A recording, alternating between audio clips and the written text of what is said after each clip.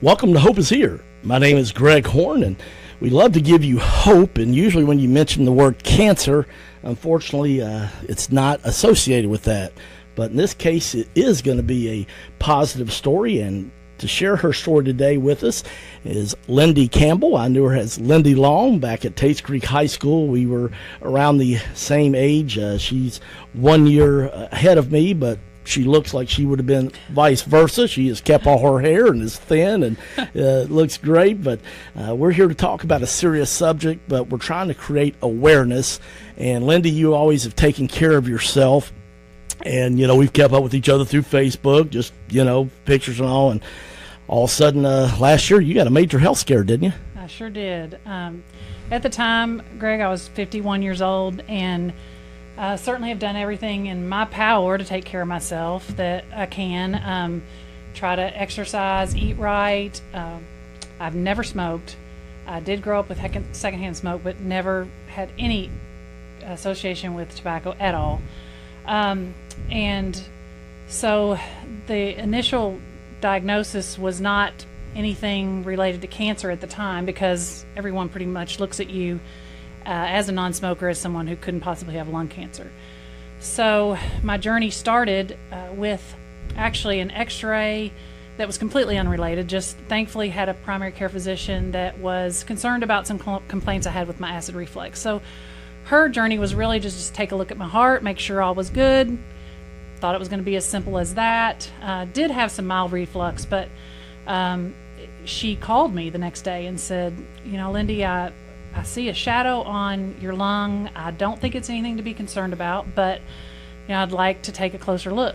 So she sent me to a pulmonologist, and that pulmonologist ordered a CT scan, and lo and behold, there was a nodule on there, but it was only 1.2 centimeters. And again, healthy, non-smoker. You don't assume that it's anything to be concerned about. I was told that we breathe in things in our lungs all the time, and it could be scar tissue, it could be a little bit of a fungus, it could be a little infection. So no concerns at that time. And so basically what they do is they watch it. So 3 months go by, still really didn't change much. Still looked at by my pulmonologist as no concerns with cancer. At that time I started saying, okay, it's still there, it hasn't gone away. Could it be cancer? No. Never looked at as somebody who had cancer. We continue to watch it, and finally, another sad element that I can get into later, but my sister passed away, and my husband said, Lindy, have you taken a look at that? Have you gotten your scan done? And I was like, no, I'm just trying to wait to see if there's any change. So I did schedule that final scan. It was going to be make or break. Either it grew and we're going to do something about it, or if it had not grown, we were done dealing with it. And they just kind of wait a couple more years and come back to it. Sure enough, it had doubled in size. So finally, some eyebrows start to raise. Now, how long a time period was this? We're looking at now by about 1.5 years. Okay. And I will tell you this, Greg, two things. One, by now I had a very caring primary care physician. And I also we demanded that we made the choice on where we wanted to get the scans done. And you can have that choice. And we happen to know a radiologist group and that our business is associated with. And so that radiologist from the very beginning told Rick, don't dismiss this. It looks like it could possibly be an adenocarcinoma. Keep in mind, it was 1.2 centimeters. You're talking about like not even the size of a dime, very small. So we already kind of had that in our ears. And when this pulmonologist, after it had doubled in size, looked at us and said, well, we could do a biopsy, and by that time I'd started to develop a cough that wasn't going away. Still, he looked at me as a non-smoker, healthy, and said, no. And at that time, my husband said, forget it, we're getting a second opinion. And that's one of the things when we talk about my advocacy is that I really push for is that you are your own advocate in your health, and make sure if you're not comfortable with what a doctor tells you, you have the right to a second opinion. So we went to get a second opinion, and immediately that pulmonologist said, no, we need to do a biopsy. Ironically, we did a biopsy. Keep in mind, this biopsy was 4 months before my surgery, and that biopsy came back from Mayo Clinic, no cancer. Mayo Clinic. Yes. So another big push that I try to get out there and communicate to people is that biopsies do not always rule out cancer. And if you if you have a doctor that's just immediately putting faith in that and not willing to still kind of follow up, keep in mind I still had something growing in my lung. So I give that pulmonologist credit, because he did say, yes, it says that it's no cancer, but something shouldn't be growing in your lungs. Let's go ahead and get it out, thinking it was probably a fungus. So at that point, I had only heard chest tube, surgery. So I'm thinking, no cancer. Do I really want to be cut on? Do I really want my lung cut on? And so I kind of took it. I said, I need to take a few days to think about it. And so he called me a few days later, and he said, we found some aspergillus in the fluid of your lungs. This might actually be a fungus. I was then referred to an infectious disease doctor. And so this was immediately after that. So you still were about a year and a half to a year and 6 months into my journey. Okay. And so that infectious disease doctor was fabulous. He fought to get me on the strongest antiviral medication antifungal medication that you can get on. It took him about a week to fight with insurance companies. Again, another huge advocate for my health. And he fought to get me on the best one. And I'll never forget, 2 months later, I have a repeat CT scan. He walks in, and his language was saying one thing, but the look on his face was saying another. And he did visit me in the hospital and tell me later, at that time, it had changed in density and shape. And he knew in his practice that was not a good sign. So he sent me to a third pulmonologist. Third pulmonologist. By this time, it was November. And my original December 2015 was the first part of my journey. By then, this was November 2017. So in November, that pulmonologist looked at me, and that's when he looked me in the face and said, Lindi, biopsies do not rule out cancer, and this is growing in your lung and it needs to come out. And I said, well, we own an accounting firm. Do you think it could wait till like April 15th? I just don't have time for surgery. Again, just still thinking it couldn't be cancer. Because the biopsy said, hey, no cancer. Mayo Clinic. Mayo Clinic out of all places. And so I remember he looked me in the face and said, no. And I was getting concerned then. And still at that time, we only scheduled a wedge resection, which is where they just go out and cut that out. Whatever's growing, they cut it out. And that way, pathology can look at it, and you just can rest easy at that point, which was what we were thinking. We're going to get it out. It's going to be a simple surgery, simple recovery, go on with my life. And so we picked a really good surgeon that had come highly recommended. The surgery scheduled for December 6th. And we're getting on about 2 years into this journey. Mid-December would have made it a full 2 years. 4 months from that clean biopsy, keep in mind. And what kind of symptoms? You had a cough, and that was kind of... That was it. Greg, that's the scary part. With lung cancer, unfortunately, you don't have a lot of pain sensor nerve endings in your lungs, so you don't have any, until it's spread, you don't have any type of symptoms. And this little cough... What happens at that part in the journey, this little cough developed 6 months before my surgery. Well, by the time somebody gets a cough, if my journey hadn't happened a year and a half prior to that and it had been watched, you get on antibiotics, they say it's a cough, they say, well, it's pneumonia. You get a lot of muddy waters on what your health condition might be. By then, the cancer is getting more and more aggressive.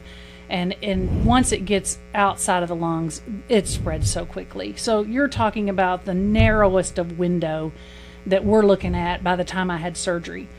So the surgeon goes in to do this wedge resection, and pathology says this is cancer. At that point, he has to close me up, go through my back, make about a 6-inch incision. They open your ribs, and he actually ended up having to take 2 lobes of my right lung.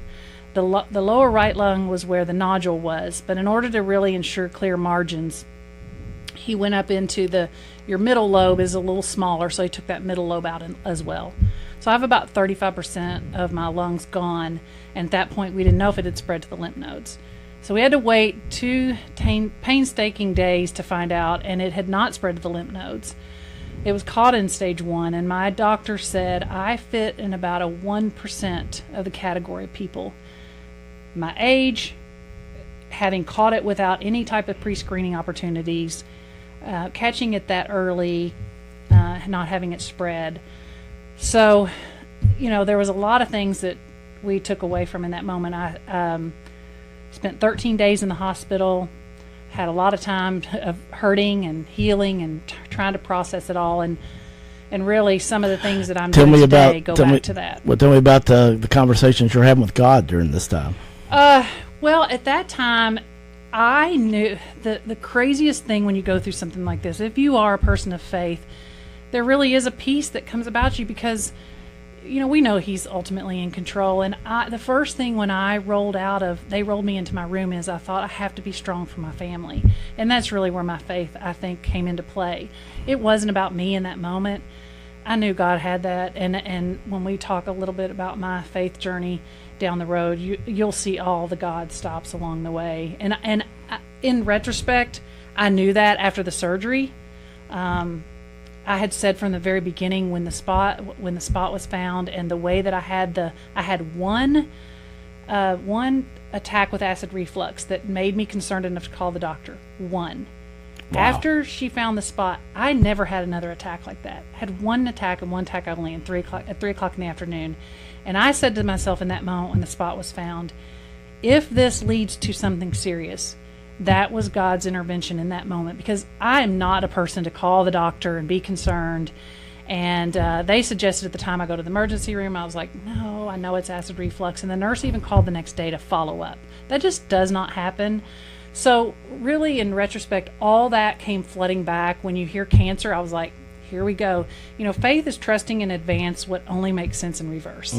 So at that moment, you can go back into reverse to that very first time when you're like, okay, if this was caught this way, this unusual, God has this. He has my journey. Wherever the ending may be, He had it from the very beginning. He saw the beginning, the middle, the ending, and now He sees my future. And, that's what I hold true to in this whole advocacy. And one of the things that I'm excited about to share on your radio station is my faith journey, because when you survive something that so many people don't, it's tricky. You have to really ask God how to share your story, because it's not always that piece of it. Sometimes you're planting seeds with that story, and other people have lost people they love. Some people are mad at God.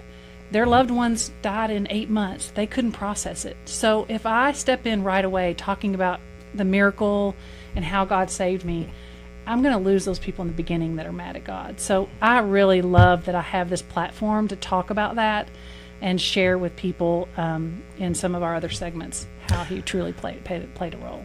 I love that quote that you just had. Say that about the faith in reverse. Faith is, I love this. A minister preached it a long time ago, and it's faith is trusting in advance what only makes sense in reverse.